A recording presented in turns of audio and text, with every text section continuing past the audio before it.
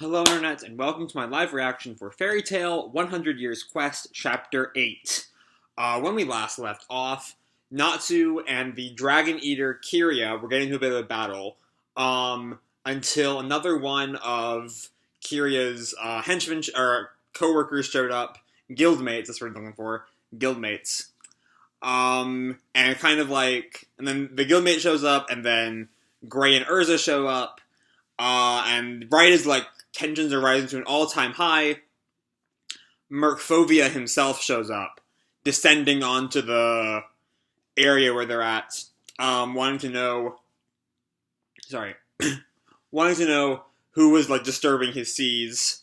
And that's where we left off 2 weeks ago, because this is a bi-weekly series. And before we begin the chapter proper, don't forget, I have my Fall 2018 Anime Straw Poll Fall 2018 Anime Review Straw Poll in the description below. Fill that out. Tell me what you want to see next season. And yeah, let's go on into the chapter itself. Chapter 8, The God Dragon's Melancholy. Dragon Eater before them, and the Water God Dragon Mercfovia above. Chapter 8, The God Dragon's Melancholy. And our cover picture is of Lucy at a festival, and Natsu's running a booth, and kids are watching him use his fire magic to to cook food. It's real cute. And then the whole cast at this point, who is here, looks up at Mercfovia descending into the room below. I'm kind of curious why he needs.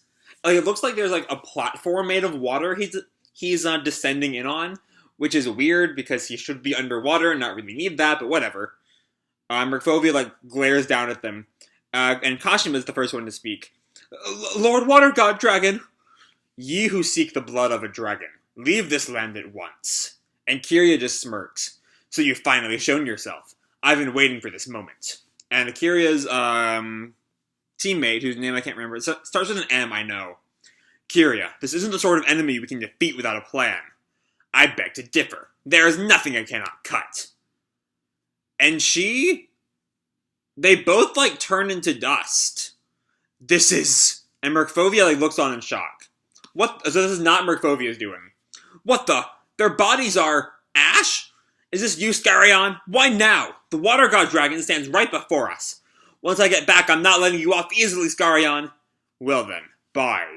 And they both, fade away. I imagine this is the Scarion guy's, teleportation magic. I imagine he's some kind of, Ash Dragon Slayer.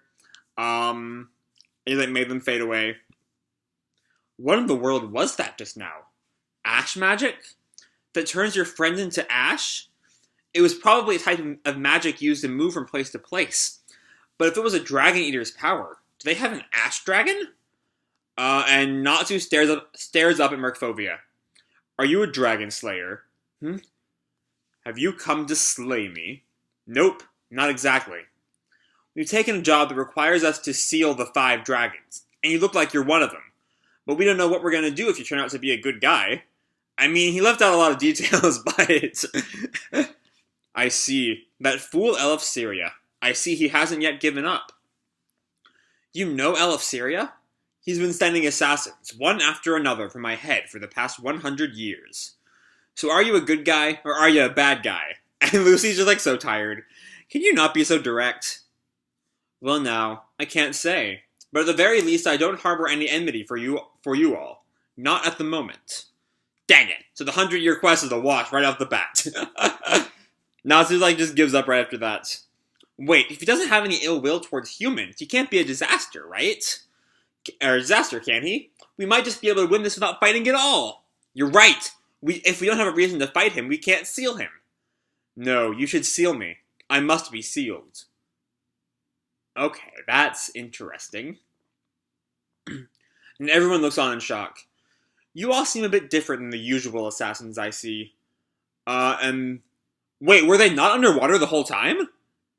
Because the water rises up, and Natsu and Happy are, flooded by it. The water we're going underwater!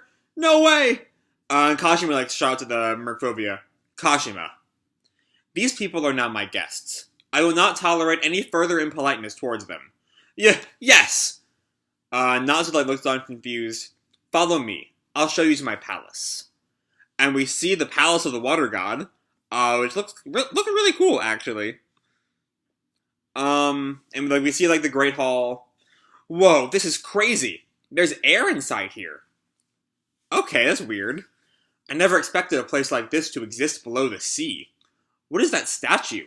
A fishman, I suppose. And Wendy is still a jellyfish. How long am I going to stay a jellyfish? And Mercfovia just snaps his fingers, and Wendy comes back to normal. Ah, I changed back. You have the power to release magics, don't you, Mr. Water God Dragon?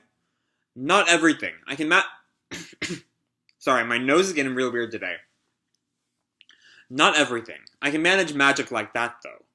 Lord Water God Dragon. Oh, and it's the woman we saw him with. Why have you brought people like this to your sacred palace? That's Caramel. She assists me in a variety of ways. Allow me to introduce you. These are mages from Ishgar. Hi. We're from the Magic Guild Fairy Tale. Good for you. Caramel does not care. You've probably been sent by Syria. Well, yeah. Go ahead. If you plan on challenging the Water God Dragon, go ahead. He's not a foe the likes of you could handle. Come now, Caramel. Wait a moment. It seems I can reason with these people. Allow me to speak with them. And Caramel, just like stares at him, start talking. That was your clue to leave. Mercfovia's ones are gone. Make sure you finish them off, okay? Finish off? My. She's a human child, you know. After I saved her when she was wrecked at sea, she began to live with me. She's not a bad girl, but... And the group just like kind of stares off at them. And then they go to a different part of the castle.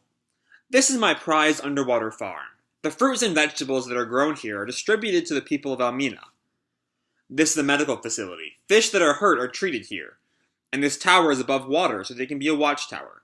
It helps me find shipwrecked survivors like Caramel as fast as I can and save them. Or Caramel, my bad. Are you really Mercfovia, the water god dragon? You're way too good of a guy! The thought of a dragon saving shipwrecked people makes me cry. I'm so moved! Natsu and Ursa just like weeping. Really? And Wendy's like just looks at them. And Mercfovia just smiles. But this means you're not a disaster. Indeed, you don't seem harmful in the least. That's not true. Despite what I may seem like now, I killed many humans in the past. Like ants before the tide. And he like grins like devilishly at them, and Lucy like gets chills. I understand why Syria is after me. His friends and family are among the people I killed. I don't want to explain how or why, but at the time, what I did was second nature to me. It was the age where the strong hunted the weak. Did you have a change of heart somewhere along the way? Yes. Caramel was the beginning. The truth is, I didn't want to save her. When I found her, I didn't think her more than prey. But I became strangely attached to her, and before I realized it, I began walking down the path of coexistence. And Natsu smiles at Mercfovia. I truly want to continue living like this forever, but very soon I must disappear from this earth. What do you mean? You saw the city of Almina, didn't you? The unnatural tide that sinks it to the bottom of the ocean. It is a side effect of my power. I can no longer control my powers. And Mercfovia just like stares down at his hands in like fear almost. The fish of that city were all originally humans. In order to allow them to adapt to underwater life, I put them under a magic that allows them to become fish. Oh, so that's how you turn me back into a human. Why don't the people of the city just leave? The water god dragon faith. The atrocities I committed in the past were somehow passed down as miracles. They want to believe in their religion so badly, why don't you just tell them to leave? That's asking me to steal away their very lives. Besides, even if humans no longer live in that city, nothing changes. My powers will eventually stretch to the neighboring cities, and then the ones beyond those. They cannot be contained, not as long as I remain alive. Is there no other way? No.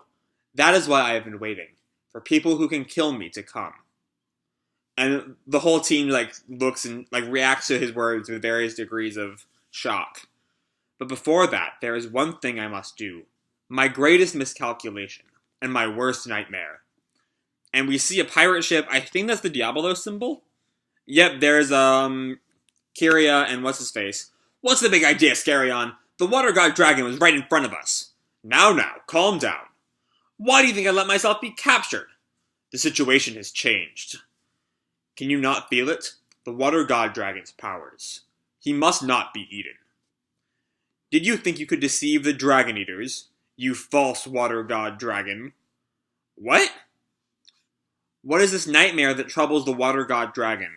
Mage Guild Diabolos, Corpse Dragon Scarion Raider. Chapter 8, end. Huh? What's going on? So, what is going on here? Is he talking to Kyria? Is he talking to, like, Mercfovia? Or saying things that he wishes he would say to Mercfovia? I don't know. What's he doing? Like, what's going on with Scarion? I'm not entirely sure. I mean, I imagine we'll get a lot more details with Scarion in Chapter 9, which will be probably around the 2nd of October, I think, is 2 weeks from now. But yeah, I imagine there'd be a lot more with Scarion, so I'm going to focus more on Mercfovia for the rest of the video, because he is very different from how I imagined him. You know, I really like that there's a bit of mystery, not a bit of mystery, a bit of complexity to the dragons. That they're not all, you know, murder-happy, like, killers. Even if Mercfovia was a murder-happy killer at one point in his life, but he's now, you know, a lot more, fuck, my phone's ringing, I'm ignoring it. He's a lot, you know, more willing to coexist. And I love kind of the inherent tragedy of the fact that now that he's learned to coexist, his powers are starting to go out of control, and he, you know, is going to wipe out the planet if he's not careful. Or maybe the entire planet can just learn to live as fish. I don't know. But yeah, I don't know. I'm really digging Mercfovia's character just from what we see this week. And I hope, I don't know how, is there a way to steal him without killing him? I want to know how, if there is, how are we going to find it? How are we going to actually not kill Mercfovia? I don't know. There's a whole lot I want to find out as this series goes on. 100 Years Quest is getting really good right now. I really dug this chapter. The Dragon Eaters as a concept are still really weird and don't quite mesh with established lore, but whatever. I'm fine with that at this point. I'm just really curious to see where we go from here. Also, Scarion's got a cool design. Like, it's a little, you know, over the top and is like so much like skeletons. But, you know, he is a corpse dragon, I guess, so I guess it makes sense. But yeah, that's really all I have to say for this week's chapter. Hope you all enjoyed the chapter as much as I did, and the video. If you did, feel free to drop me a like, or subscribe, or fill out that straw poll in the description, once again. Or do whatever the fuck you want. I don't really care. And as always, people, keep kicking ass, and I'll see you in the future. Bye!